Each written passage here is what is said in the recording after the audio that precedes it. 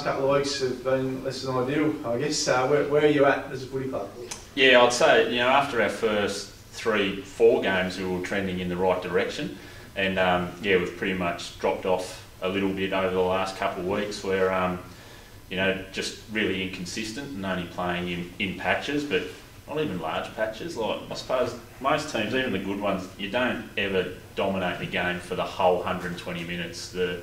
One of the teams will always have the game on their sort of terms, but we haven't really been able to get the game on our terms over the last 2 weeks for maybe more than 5 minutes at a time, which, if you play 5 minutes a quarter, 20 minutes out of 120, it's never going to get the job done. So, we've just got to narrow that gap between the potential that we showed in the first few weeks with our actual performance on game day. What do you put that down to? A little bit of personnel as well, suspension, injury, bit of Mariners stuff as well. So, a lot of teams now, you do rely on your Mariners. So when you do lose them or you don't have them for a few weeks here and there, it does affect the balance of your team. And, a couple of injuries with Marcus not playing since the Lauderdale game, Cooper Sorty not playing since round 2 as well. So a lot of it's about personnel as well. I know it sounds like an excuse, but you've got to get your best 22 out on the park, and then you connect the guys who've been playing together, training together, and you probably do narrow that gap between that potential and performance as well, and we'll get a few back this week, which is really good. So hopefully it starts to trend back as it was probably a month ago for us. What about one goal, mate? Should that be happening at TSL level? Yeah, no, not ideal. I suppose you look at it, I think it was 1 goal 9, so pretty inaccurate kicking.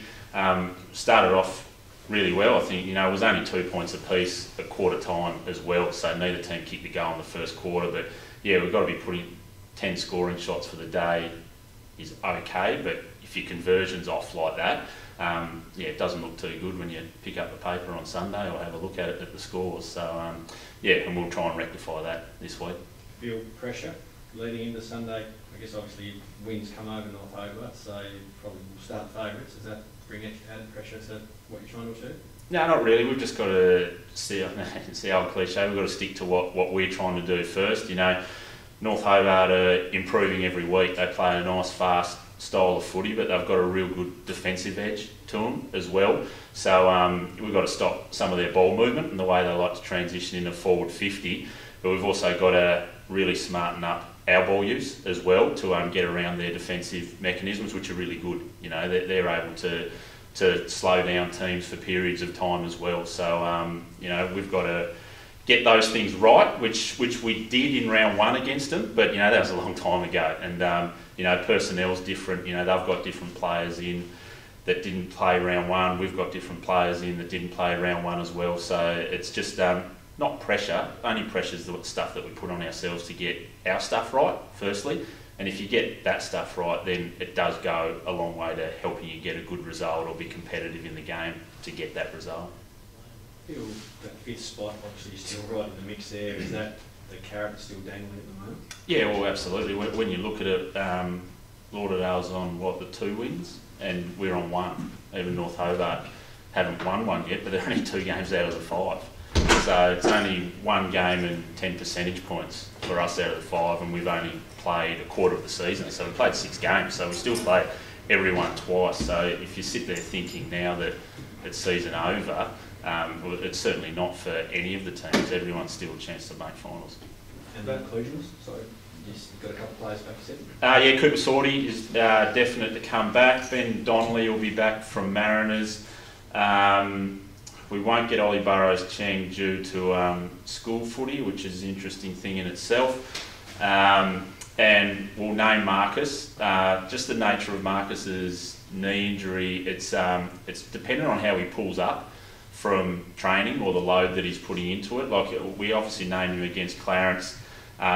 He got through Wednesday training okay, but pulled up horribly after Thursday. So we pulled him out of the team, obviously, and brought an emergency in. But he's pulled up really well from last night's training session. So it'll just be dependent, and that's going to be the nature of the injury that he's got with the PCL. It just depends how he pulls up and whether he can get through the game. Our physio, Mark Pennington's one of the best in the business down here, so he does a really good job of getting guys right to go. So, but with Marcus obviously being such an important player in our structure and our club as a whole, if he's not right to go, then, you know, we'll take him out, but we have to give him that opportunity to get right for Sunday, so he'll be named. What about the big fella Colin Garland? Looks like he's in. Can cause a few headaches for you. Oh, firstly, it's great for the competition that someone like Colin's coming back and playing and putting his hand up, that he believes in the TSL as a comp to continue to play in and to come and help the young kids that North Hobart have. Obviously, he got through a game in Melbourne last week and kicked a couple goals, which we noticed. So, you know, not quite sure where we play. We'll have a plan or a match-up if he plays forward, back or through the midfield. We'll prepare as if he's playing, and you know, Hugh Williams will also come back in, which is a massive in for the North Hobart guys as well. And it's great to see him back healthy. Like, that was a pretty scary injury, so it was just fantastic to see Hugh back here today and ready to play footy as well. Yeah, definitely in, Cole? Definitely in, yeah. So Lauderdale was a little bit of smoke and mirrors, but yeah, played last week and yeah, actually got through okay. So definitely in. So first game in 11 years. So last game I actually played was against Kingborough, the Tigers. So excited. Where have you told Bear you want to play, and no doubt he'll be listening to you? No, I'll listen to where he'll play me, but obviously it's just going to be good for myself just to be able to help out some of the younger guys. So very young team. I think the other day 15-year-old debuted and I'm 30, so I'm double his age. So no, just excited to help them out. It's always part of the plan, mate. I guess at some point wanting to get back and help the club that you obviously came through. Yeah, definitely was for me. I obviously always felt that I'd come home and always really appreciative of what North Hobart gave to me. I wasn't someone that came through the Mariners in a long stretch, so I only started when I was 18. So I know a lot of the senior players at the time really helped me to get to the position I was, sort of before and after training. So definitely felt obliged to come back and help. And then circumstances changed for me at a couple of weeks ago. So I came home and was umming and ahhing about whether getting involved. But then knowing Bear and knowing the person he is, I just wanted to help out. How important do you think your on-field presence could be for that younger group, given the results they've had so far this season?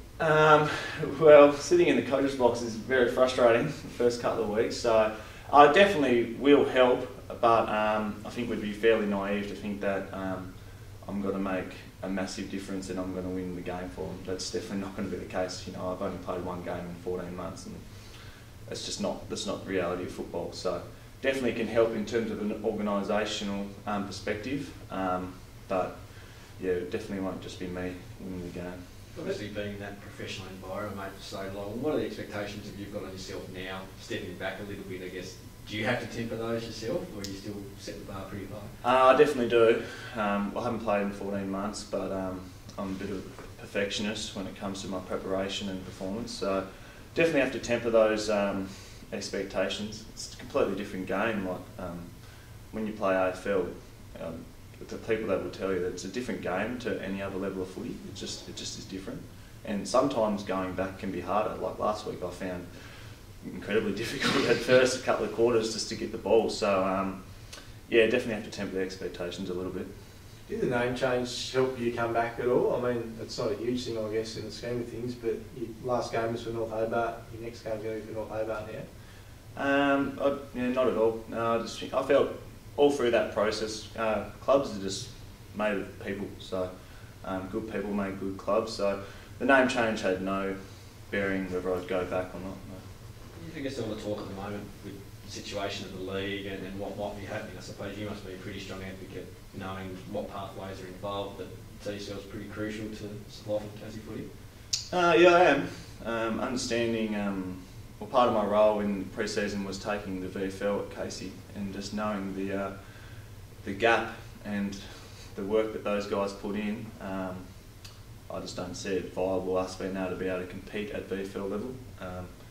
I mean, it wasn't viable back in the day, and we joined up with North to make it more viable, and there was a lot more senior players in Tassie at the time. So we definitely need a strong league. If we had a VFL with no TSL, 1 week you could be playing against Lindisfarne, and the next week you could be playing on Tom Boyd in the VFL.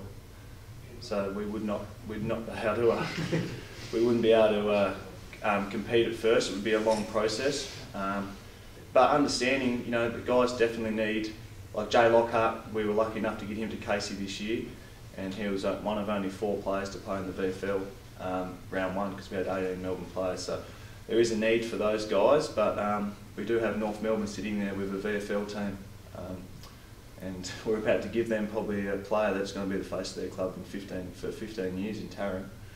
So whether we can do a deal, back in the day they came and played for us, filled about 10 spots. Could we do the same in their VFL and prop up their VFL and give the 10 to 15 guys down here an opportunity there? I'd probably see that as more viable. Definitely need TSL for a lot more reasons than just football as well.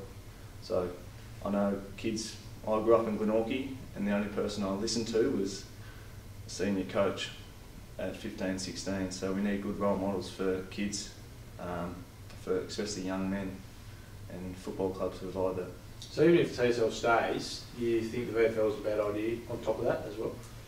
VFL standalone next year, we'd need a couple of years of planning at least. But we'd be spending that amount of money on getting players back, or back in the day we were recruiting interstate people as well. If you go back and look on it, so whether we could spend that money on, as I said, doing a deal with North Melbourne or a similar team, you have a look at the standalone clubs and how they're going in the VFL at the moment. Port Melbourne have a lot of money, so they sort of cry poor, but they have a lot of money. And the rest of the standalone clubs, Coburg and Frankston, they get belted regularly, and we'd be on that par at the moment, just because of the players we have. It's the reality. So we'd need a few years of pain at least, but understanding we do need to give those guys a better opportunity. So AFL recruiters will tell you they don't look at the TSL. Well, I just actually think that's just a detriment to their own team, because there are some good players down here. So. Yeah, what's Cole's presence around the club meant for that young list? It's been outstanding, not only for the players but the coaching staff. Obviously when Colin listens, all the young players are eyes and ears, and they've been sucking as much information out of him as they can. Obviously 10 years of experience, so it's given the club a really big lift.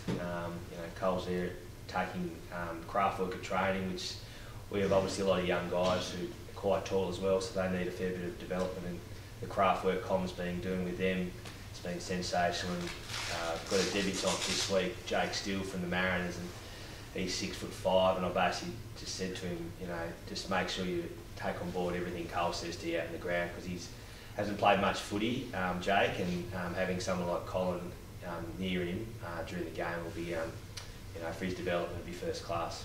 I know you don't take any sides lightly, but given the Tigers' recent form, do you see this as a good opportunity for potentially a result? Obviously all the talk early in the season was, they're obviously going to be the big improvers, and their form in the last couple of weeks hasn't been outstanding, but prior to that, they pushed Glenorchy to 3 goals, so we just got to make sure we prepare as well as we can and go down there with a really good mindset on Sunday, and just really try and apply ourselves to 4 quarters of footy, and if we can apply ourselves for 4 quarters, then I think we can really be in the contest. Important that the young kids obviously don't think that Colin is the Messiah, come in and save the day. Has that been a big message during the week? Yeah, absolutely, and not only Cole this week, Hugh Williams is back as well, and he's an outstanding leader, so there has been a spring in the step for the young guys in the last couple of weeks, knowing that we had last week off to really prepare for this week. But as I said to them on Monday, be under no illusions that Colin is not going to carry us over the line, and we need 22 blokes contributing for 4 quarters to make ourselves competitive. That game on the weekend bring back some bad memories of that grand final, and how was that feeling after the match? Yeah, obviously last time we were up there was a similar result as it was on the weekend. To the boys' respect, I actually thought they played some pretty good football, the way they shifted the footy up and down the ground, and that just some, easy fundamental skill errors that we made really cost us, and a team like North Launceston will really make you pay with that. So, you know, as it was a thumping, at least we were playing, you know, a decent brand of football. It wasn't just up and down the line, which, you know, when we played Glenorchy, that's what happened, and, you know, lose that way, it's, yeah, pretty bad. I think having Windy back will maybe strike the fear of God into a few players if results like that won't be tolerated? Not really, because as Windy couldn't be there on the weekend in the rooms and at quarter and three-quarter time breaks and that sort of stuff, he's still there on Monday night and when we do review. So, you know, blokes get told if their efforts aren't acceptable. So with Darren coming back, I guess it's, you know, he's going to take the reins, but I guess it's not going to change any the way people play. Thought we might have seen him here today, mate. What's his reason? The reason today, he's actually got a meeting today with a flour distributor at the bakery, bringing in a new gluten-free range. So yeah, that's the reason today, which is unfortunate for him because coming back this week. But I guess, yeah, me with a lot of time on my hands at the moment, take it this week. So we might see him next week. Do you think he's going to talk to us? Or? Yeah, he'll come in next week. It's yeah, just, you know, the timing of this wasn't the best, but you know, I'm sure he'll be here next week. Yeah. Are you far away, mate? Pardon? Are you far away? Yeah, I'm sort of don't really have a set date on when I can come back and play yet. I've just got to tick the boxes off, which, you know, I got some good news yesterday with being able to walk, and my X-rays all showed that the fracture is healed up. So yeah, I'm just ticking off the boxes each week, and, you know, I'm really keen to get back this year, and, you know, that looks, you know, a lot brighter now after the news yesterday. What have you made of Clarence's form over the last few weeks?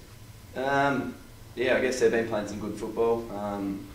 The way they knocked off Glenorchy as well the other week showed that they've been playing well. They beat us in the first round as well, so we're, you know, we've got to be on our game, and, you know, the way we've been playing the past few weeks, that's probably not going to cut the mustard. So, you know, we just need to get back to, you know, that sort of bash and crash style that we played over the previous years with a bit of confidence, because as Clint listed last week, we've sort of gone a long way away from where we were last year with that physicality. So we'll take that on board this week, and we've spoken about it. We've gone, I guess, through the first lot of round, playing everyone. Where do you think you guys are at now, as opposed to before round one against Clarence? Do you feel you have made some headway? Yeah, I think we played some good football along the way, but then, you know, the gap between our best and our worst is very, very big at the moment.